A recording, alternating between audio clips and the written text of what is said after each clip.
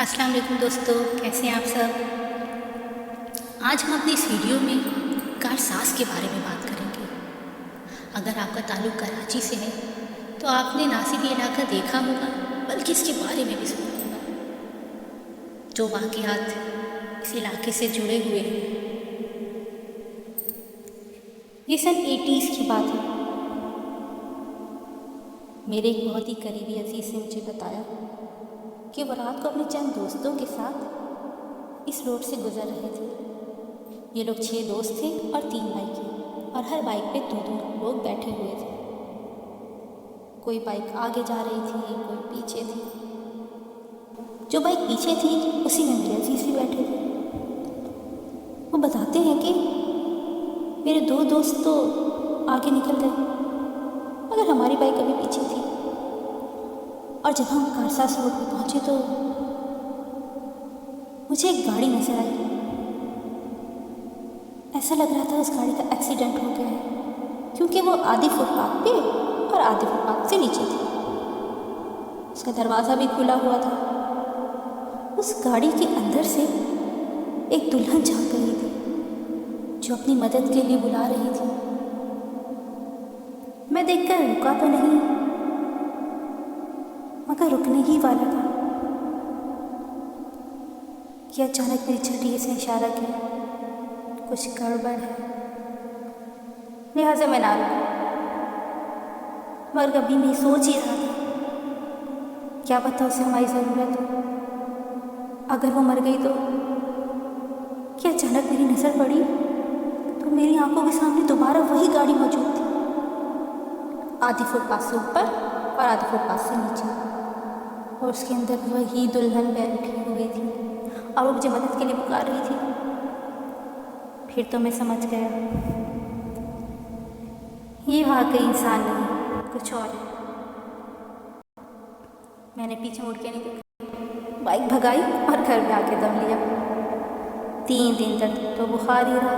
घर वाले भी पूछते रहे क्या हुआ क्या हुआ। 3 दिन बाद मैंने उन्हें बताया। उन्होंने भी यकीन नहीं किया।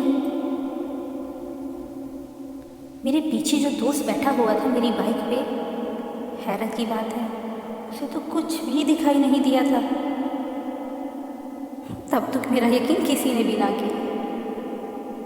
बहरहाल ये तो था मेरे किसी अजीज़ का वाक़या। अब मैं आपको अपनी अब्बू की ज़बानी सुनाती हूँ। वो बताते हैं कि सन 80 की दिहाई में एक टैक्सी ड्राइवर हुआ करता था। वो उसी रोड पर टैक्सी चलाता था। एक दिन रात के 1:30 बजे वो कारसाज रोड से आ रहा था कि उसे एक लड़की नजर आई, सफ़ेद साड़ी।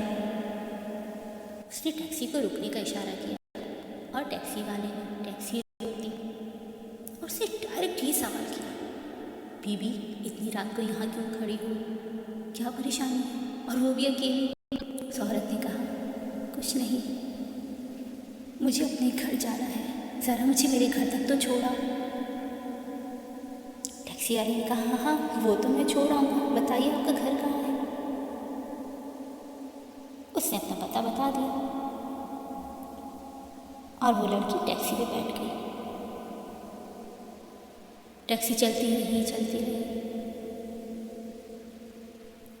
मगर अचानक टैक्सी वाले को लगा कि पीछे की सीट पे कोई नहीं बैठा। उसे जब पीछे मुड़ के देखा तो वाकई कोई नहीं था, जबकि वो लड़की खुद उस टैक्सी में बैठी थी। टैक्सी वाले के चेहरे का तो रंग उड़ गया। वो बहुत घबराया, उसे टैक्सी रोकी। इस टैक्सी वाले ने वाकई मेरे अब्बू को सुनाया था। अब हम बात करते हैं एक और अंकल के बारे में, जो अक्सर हमारे घर आ जाया करते थे। उन्होंने कहा, लोगों ने तो सिर्फ सुना है, मगर मैंने तो देखा भी है। वो कहते हैं कि उनका ऑफिस भी कारसाज रोड से थोड़ा ही दूर था। एक दिन लोगों की नाइट ड्यूटी लगी, और नाइट ड्यूटी वाले दिन उन्हें रात को भूख लगी तो अपने दोस्त के साथ बाहर निकल आए कि क्या पता कहीं कुछ खाने को मिल जाए, कोई दुकान खुली हो। फिर भी वो रोड पे निकला। फिर उन्होंने देखा एक लड़की बीच रोड पे खड़ी हुई। उन दोनों ने सोचा ये यहाँ पे अकेली क्या कर रही है रात के 2:30 बजे। वो उसके पास आए। अभी इन्होंने कुछ बोला भी ना था कि लड़की खुद बोल पड़ी, प्लीज़ भाई साहब मेरी मदद कीजिए, मेरा एक्सीडेंट हुआ है, मैं बहुत तकलीफ में हूँ। उन्होंने जब गौर से देखा तो उस लड़की के इर्द गिर्द खून पड़ा हुआ था। उस लड़की के हाथों से भी खून निकल रहा था।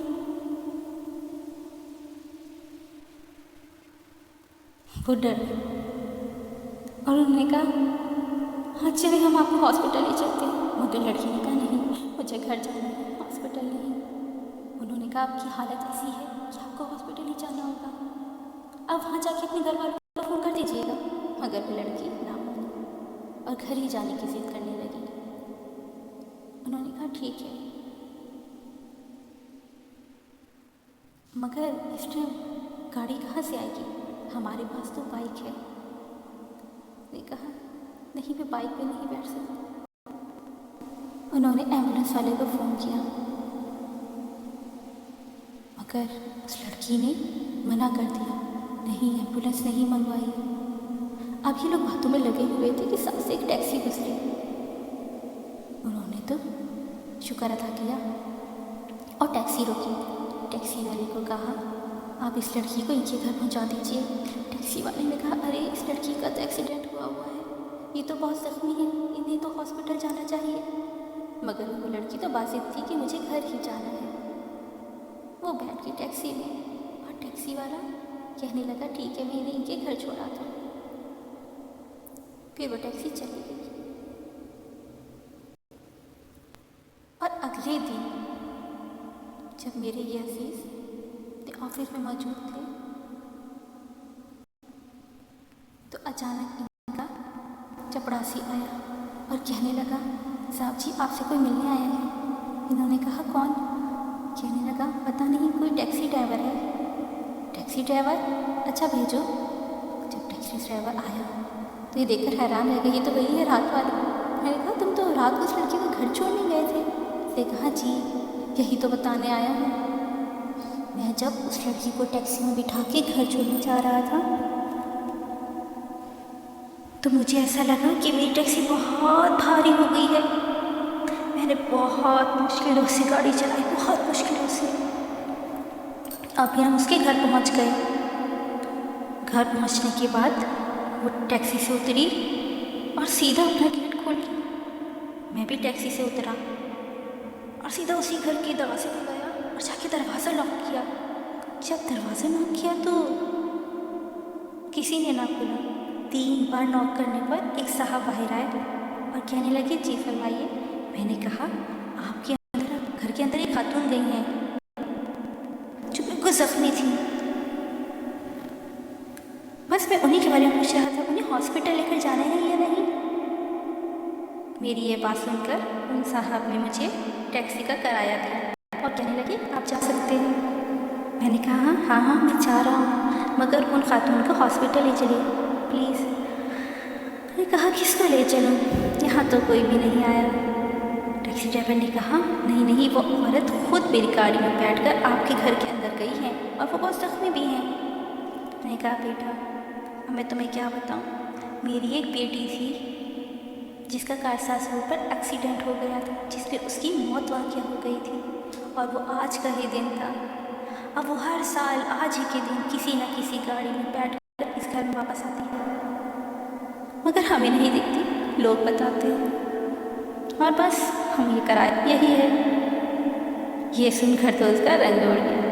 कहने लगा साहब मैं बहुत डर गया और जिस तरह मैं अपने घर पहुंचा मैं आपको क्या बताऊं।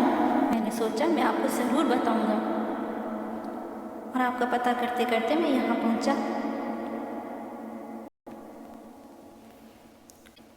अगर आपके साथ भी कभी कुछ ऐसा हुआ तो कमेंट में ज़रूर बताइएगा।